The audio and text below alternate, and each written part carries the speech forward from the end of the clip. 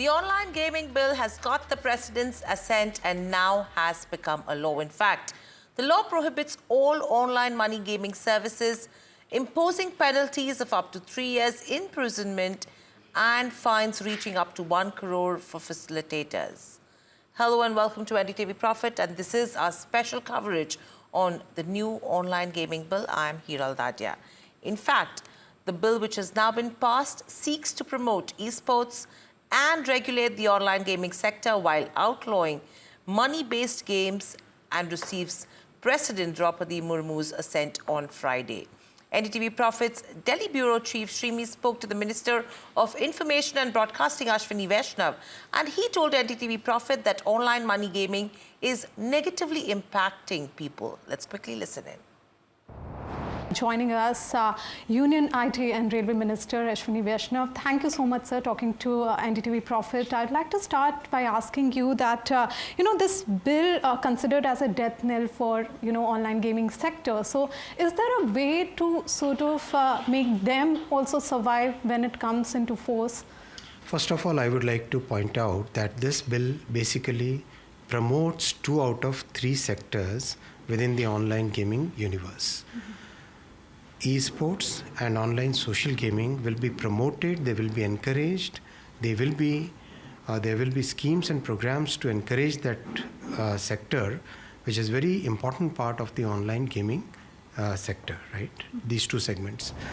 The discouragement is for only 1 segment out of the 3 segments, which is online money gaming. Online money gaming has been very clearly observed over the last few years that the impact on society is very significant.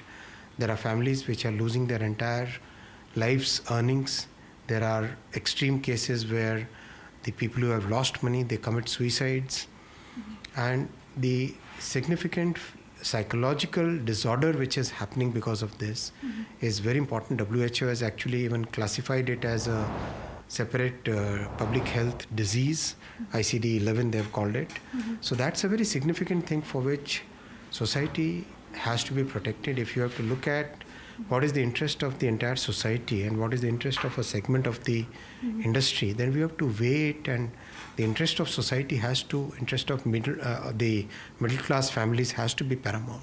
The conversation that we had with Honorable Minister Ashwini Vaishnav. In fact, we also exclusively spoke with S. Krishnan, Secretary of MeitY, about the rationale behind the government's plan to ban online gaming and what the government's potential next steps could be. Let's quickly listen in. There's an entire ecosystem there which can potentially make India the game development capital of the world. And a number of measures have been taken to actually support that. The National Institute of Creative Technology is coming up in Mumbai. STPI, which functions under MeitY, has centers of excellence both in Hyderabad as part of T-Hub and also in the Northeast. And we are working through a number of other ways by which gaming-related development is being focused on. One of the issues which has repeatedly come up in the gaming sector has been clarity on classification. Many parts of the gaming sector believe that they are tarred by association, and there is a segment of the gaming sector which is causing distress, financial distress, social distress related to addiction and so on. One part of it is doing that, whereas another part is really positively oriented in terms of gamification, development, content development, creative development, and so on. Government's intent is very clear that the portion which relates to the positive outcomes needs to be encouraged and developed, and for that a clear delineation has to be made between the 2 parts of the industry, and therefore there's a clear definition which has been offered in this act of within online gaming of esports and online social games, which include both recreational and educational games. Right, so there are a few things that the government is promoting, but clearly any games which involves the use of money is something that they are banning. But let's get in. K. Yatish Rajawat, founder at Center for Innovation in Public Policy, and we have Ranjit Mahatani, partner at Dhruva Advisors, joining us to take this discussion forward from here on. Welcome to the show, gentlemen. Always a pleasure to speak to you at NDTV Profit. Yatish, let me come to you first. You know, in terms of where CIPP is concerned, you have long argued for control and regulation of the online gaming industry. And you've consistently highlighted the impact on, on the youth, the education outcome, the impact on finances. Now that the bill has been passed, it has become a law. Your initial comments? So we've been working on this for the last 4 years or so, and we've been advocating for basically a regulation and control on this industry.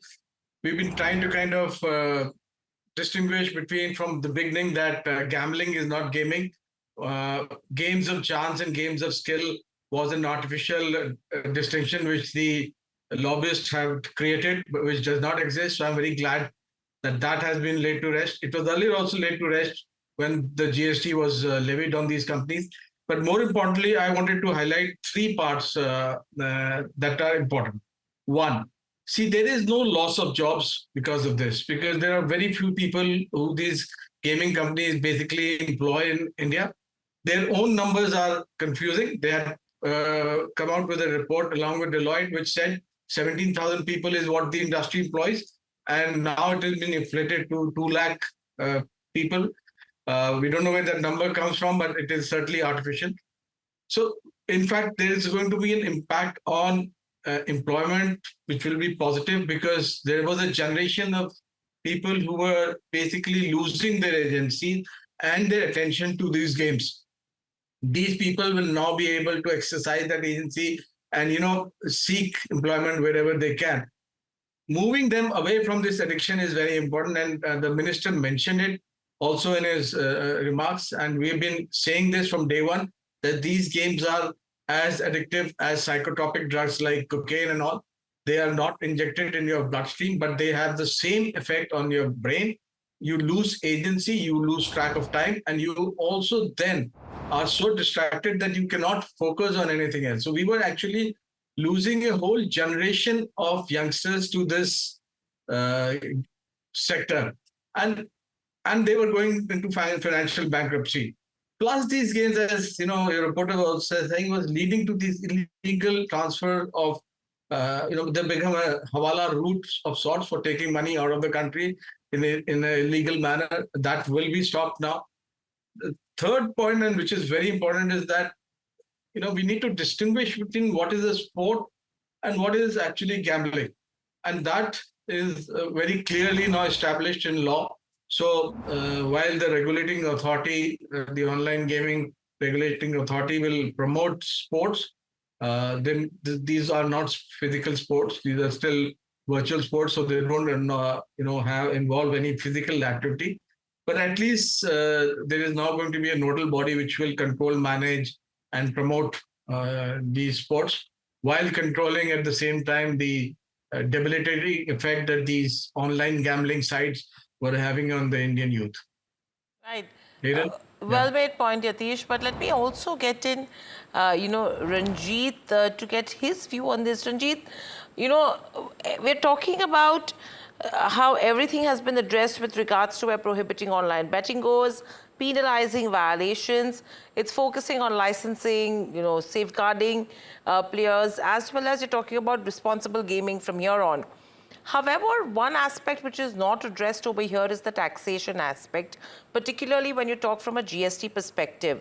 There have been disputes in the past as well, a lot of it which is still pending. Listed players like a Delta Corp who are sitting on a tax notice, resolutions not coming in from that front, and the valuations also remain a pending aspect before the Supreme Court.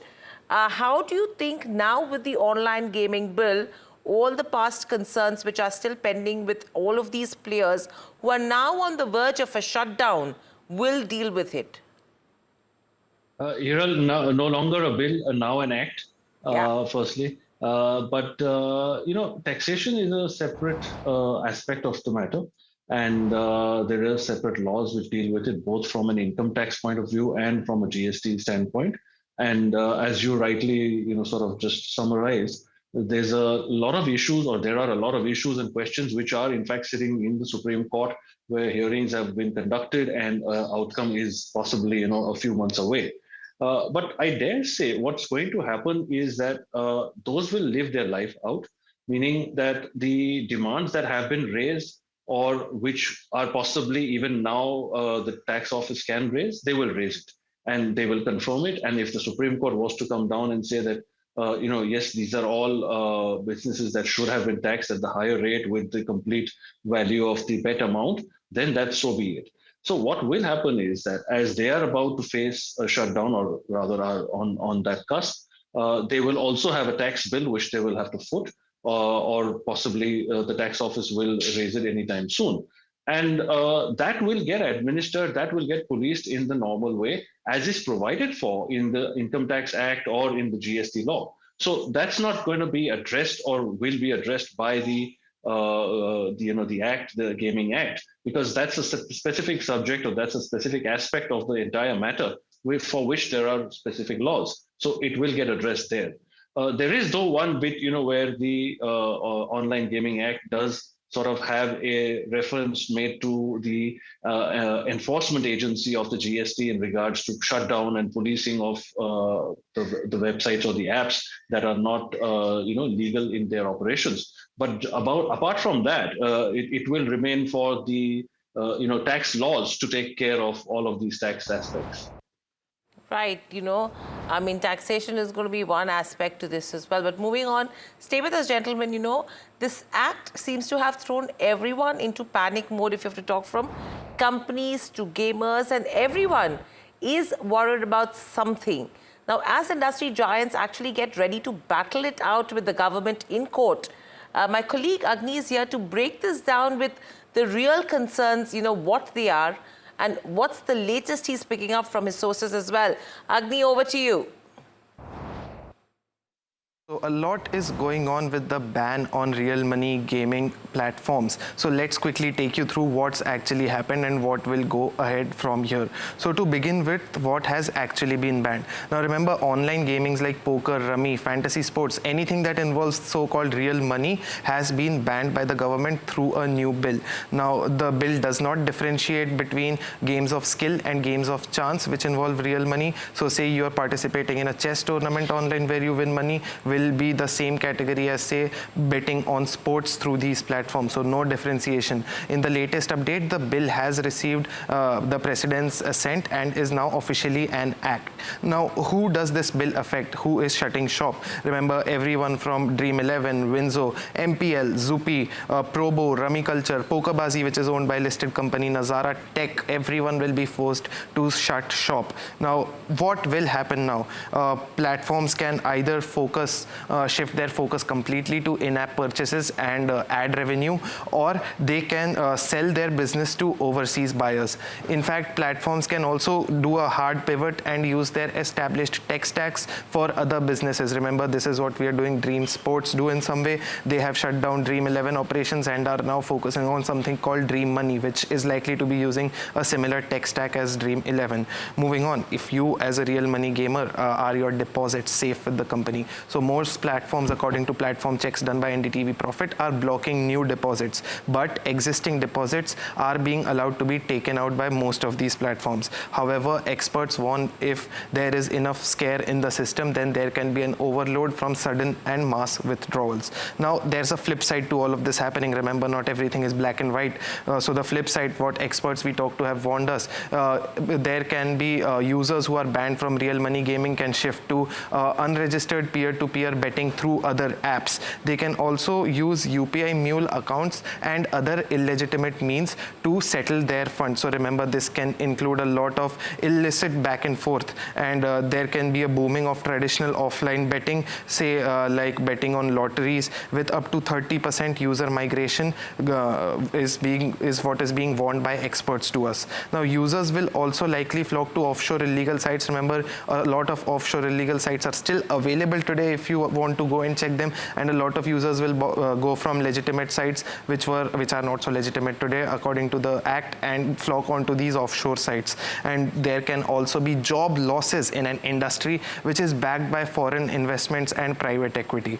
Now, the next thing that I'm going to tell you is an exclusive story that we have previously broken. It's about these companies like Dream 11 and Gamescraft and others considering taking the government of India to court. Now, the companies are hoping to file a writ petition with the Karnataka High Court within the course of the next week, is what sources indicate to us. What they are deliberating on is whether the filing of the petition will be done as separate companies or as a common RMG federation. Now, the next thing that I'm going to talk about is about the fallout in the ecosystem. Who gets affected other than the gamers and the gaming companies? Well, it's payment gateways. Remember, payment gateways are bracing for up to a 15% hit in their annual top line. A lot of payment gateways we talked to on the condition of anonymity told us this, but a few examples of payment gateways who are in some form exposed to this industry include Razorpay, PayU, Cashfree, and overall transaction volumes, again, if you look at the screen, are expected to take a hit of rupees 30,000 crore at least over the course of a year. Smaller real money gaming industry specific companies, specific gateways are likely to face the brunt of this ban. Now, next, we'll take a look at what is going to happen to UPI. So sources, again, within the industry told us that 80% of the impacted transaction volumes will be the ones which will be UPI transactions, and 2% of UPI's monthly transaction volumes are expected to take a hit. Not just that, 0.5% of total transacted value will also be affected, is what we are being told. Now, for UPI, a real money gaming ban may result in the loss of 25 crore transactions worth over 5,000 crore within the course of a month. And if you take a look at what's currently the scene under UPI, according to publicly available data, gaming transactions fall under the digital goods games category, which is a high transacting category according to NPCI. In July of 2025, 10,000 crore worth of payments were routed through this category, according to the data available to us. And gaming transactions overall made up nearly 1.4% of July's total transacted values, and going ahead, gaming transactions made up 2.8% of the total transacted volumes. Now, industry insiders are telling us that a large part of these transactions were made up of real money gaming transactions. So as you can see, the hit is not just to gaming companies which have seen a sudden drop down in their valuation, but also to gamers, also to payment gateways. Everyone is taking a hit from this online gaming act. Thank you, Agni, for that detailed one, source-based information as to what the gamers could do or the gaming companies would do from here on is what you're picking up, the kind of impact your payment gateways will also see. Ranjit, let me come to you on that one. What sources are indicating to Agni is that companies like Dream 11 and other RMG firms are considering taking a central government to court. Now, a writ petition is expected to be filed with Karnataka High Court within this week, and the RMG firms are deliberating over filing petitions separately or as a federation. My question to you over here is, what is the constitutional and legal challenge here in terms of the grounds on which a ban can be challenged? Because this has already become a law right now, number one. And two, if you have to take international precedents, what are the other countries doing to regulate or ban online gaming? How can lessons from there help a country like India? Hiral, actually, it can be taken to court only once it became a statute, an act. Till then, as long as it's a bill, it could not have been capable of being taken to court. So that's the legal position. Now, there are multiple sort of premise on which you could have this challenged in court. Primarily, of course, it's a constitutional aspect that's going to be showcased, and that's where it's going to be, the challenge is going to be mounted. Whether the central government had the jurisdiction to do so. Betting and gambling is essentially a state subject under entry 34 of the state list. So whether the central government had the ability to come in, and if they had the ability to come in and take jurisdiction and enact this law, which sort of articles of the constitution in the union list or in the concurrent list can they trace the powers to? So whether it could be entry 52, which concerns control of industries in the public interest, that's just something that we are assuming is where the central government has based themselves. That's one sort of aspect. The other aspect is that when you come to the games of skill, and I'm saying predominantly what was traditionally considered to be games of skill by court-led judgments and by now jurisprudence, which is more than 40, 50 years, is those are games of skill, and they are protected, as in the ability for a person to offer and to carry on business in the form of game of skill, or to offer a game of skill as a matter of a competition or a game, is something that was protected even under the state laws being in place. So even under the state laws which concern betting and gambling and ban betting and gambling, you could offer a game of skill. Now, Article 19(1)(g) of the Constitution enables you to do so. With this particular act, this Online Gaming Act, that's no longer feasible. That's no longer possible. The lines between game of skill and game of chance has been obliterated. As anything is for money, it's out. It's prohibited. Now, that's the second sort of challenge where there is a barrier to carry on trade or profession, which is going to be the one the challenge that could be mounted. Well, there are several other, angles also which could be brought in. Is it a situation or a case where there is a disproportionate sort of medication that has been administered, when the issue at hand is that it could have been regulated, it could have had certain sort of self-policing, it could have had certain form of limitations and restrictions, and instead of that you go outright and ban it. And there are enough and more studies now that have shown that an outright ban and outright prohibition is oftentimes counterproductive. So whether there is a disproportionate sort of measure, the doctrine of proportionality will also get brought into these petitions, I presume. Now, these are some of the things that will, of course, be taken. It's going to be more of a wait and watch till the time the writ petition is filed and what the Supreme Court comes up with. Till then, it'll be a wait and watch. But Yatish, coming to you, we're talking about even losses that could happen to payment gateways from here on.